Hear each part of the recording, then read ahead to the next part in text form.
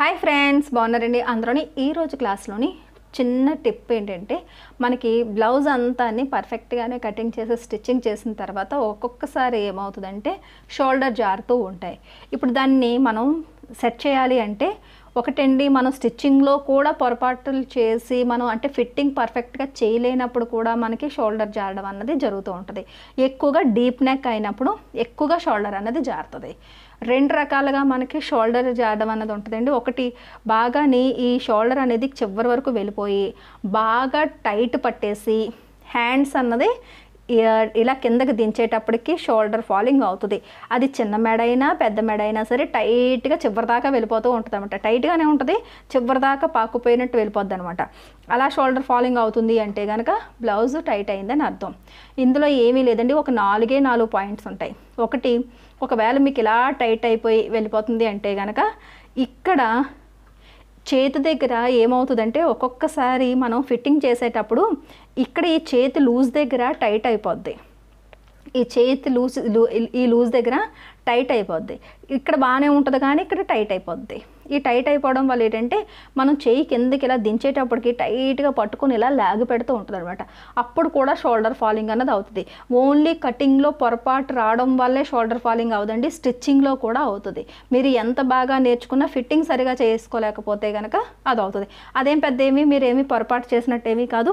స్టిచ్చింగ్లో పొరపాటు అయితే కనుక చాలా ఈజీగా మళ్ళీ కుట్లు విప్పి వేసుకోవచ్చు. లూజ్ అయితే టైట్ చేసుకోవచ్చు, టైట్ అయితే కుట్టు విప్పుకోవచ్చు. చాలా సింపుల్గా ఆ ప్రాబ్లమ్ సాల్వ్ చేసుకోవచ్చు. చూసుకోండి, అది మనకి షోల్డర్ జారుతుంది అంటే ఒకవేళ మీరు ఎవరికైనా స్టిచ్చింగ్ చేసినా మీకు మీరే స్టిచ్చింగ్ చేసుకున్నా అది ఎలా జారుతుంది అంటే టైట్ అయిపోయి జారిపోతుందా, లూజ్గా జారిపోతుందా. ఒకవేళ టైట్ అయిపోయి జారిపోతుంది అంటే చంక దగ్గరన్నా పట్టేస్తుంది, లేదా ఇక్కడన్నా మనకి పట్టేసి ఉండాలి. అప్పుడు ఇక్కడ కొద్దిగా కుట్టు అనేది మనం లూజ్ చేసుకోవాలి. ఒక కుట్టు ఇప్పి దాన్ని మళ్ళీ కవర్ చేసుకోవాలి.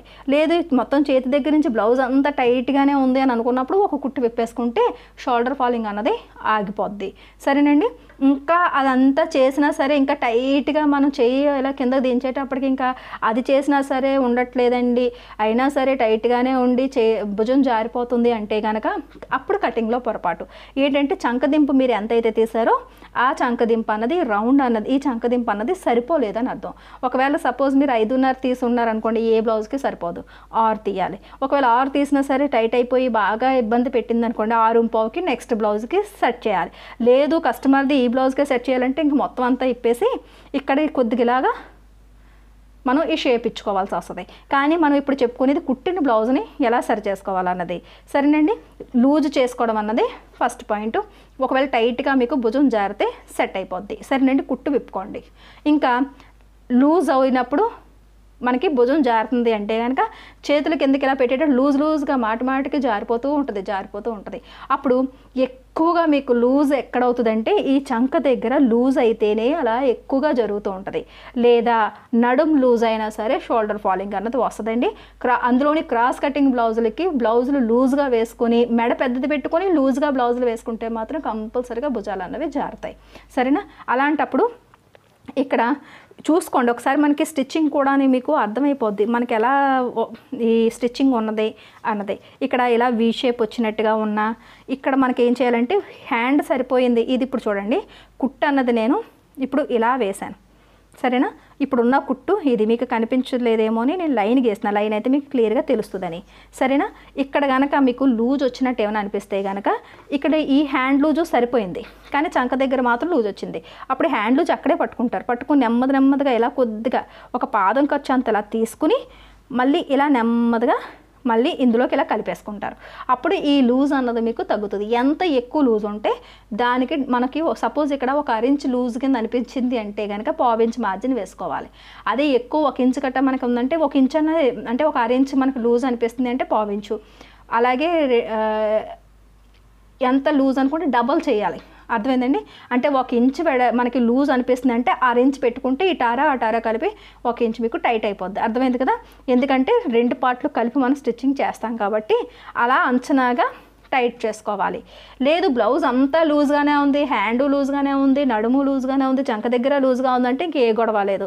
ఇక్కడి నుంచి ఇంకొక పాదం ఖర్చు వరుస ఇలా తీసుకొచ్చి ఇంకొక కుట్టు పైనుంచి కింద వరకు వేసుకుంటూ వచ్చేస్తే బ్లౌజ్ టైట్ అయ్యేటప్పటికి ఆటోమేటిక్గా భుజం అన్నది మీకు సెట్ అయిపోద్ది. అంతే తప్ప ఈ భుజం కుట్టు దగ్గర పట్టుకుని ఇలా స్టిచ్చింగ్ చేశారనుకోండి, ఇక్కడ వరకు హ్యాండ్ కుట్టు వరకు వెళ్ళదు కాబట్టి ఇక్కడే ఎండ్ చేసేస్తాం కాబట్టి ఇక్కడ చూంచి వచ్చినట్టుగా ఉగ్గు వచ్చినట్టుగా మీకు అనిపిస్తుంది. అది అస్సలు బాగోదు. ఇది ఇక్కడ స్టిచ్చింగ్ చేయాల్సిన అవసరం లేదు. ఇక్కడ ఎంత చేసినా అది ఆగదు కూడా. ఇక్కడ బ్లౌజ్ టైట్ అవ్వడం వల్ల అంటే లూజ్ అయిపోవడం వల్ల మీకు ఇది వస్తుంది. సరేనా? అయితే టైట్ అయిపోయి ఉంటుంది లేదా లూజ్ అయిపోయి ఉంటుంది. పర్ఫెక్ట్ ఫిట్టింగ్ అన్నది కావాలి.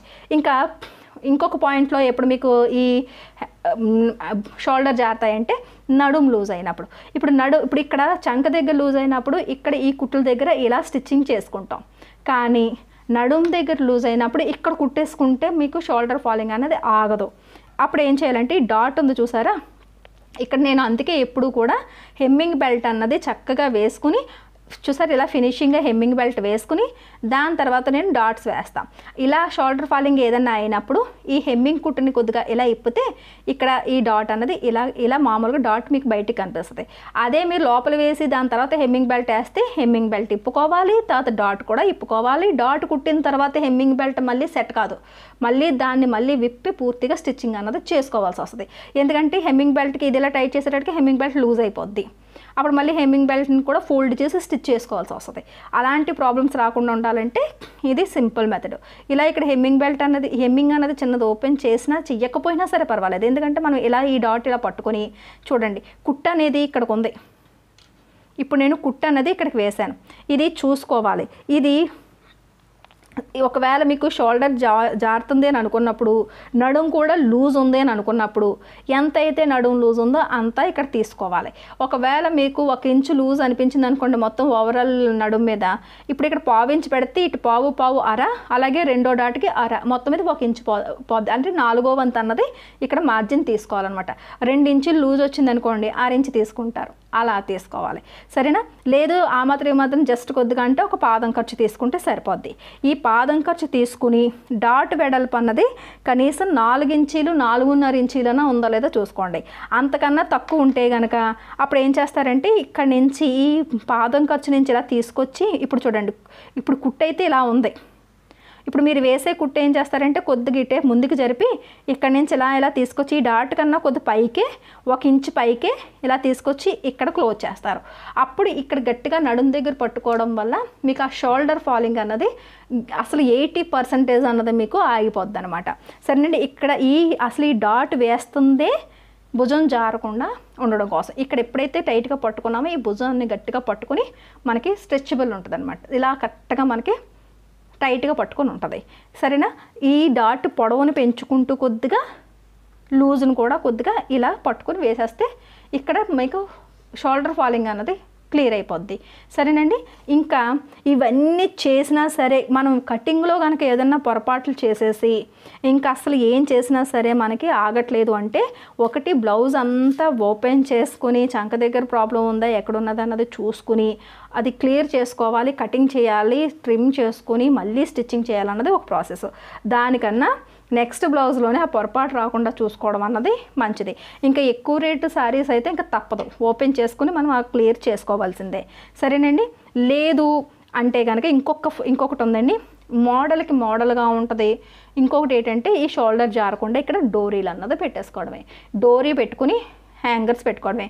ఒకవేళ కస్టమర్స్ది ఇలా ఎన్ని చేసినా సరే మీకు సెట్ కావట్లేదు అన్నప్పుడు బ్లౌజ్ విప్పి కటింగ్ చేసి ట్రిమ్ చేసి చేయడం రిస్క్ అన్నది చేయకూడదు. ఎక్కడికెక్కడ మీరు డోరీ పెడతాను, ఈ బ్లౌజ్కి ఇలా అడ్జస్ట్ అవ్వండి, నెక్స్ట్ బ్లౌజ్కి ప్రాబ్లం లేకుండా సాల్వ్ చేస్తానని నెక్స్ట్ బ్లౌజ్లోని కంపల్సరీగా ఆ ప్రాబ్లం లేకుండా చూసుకోవాలి.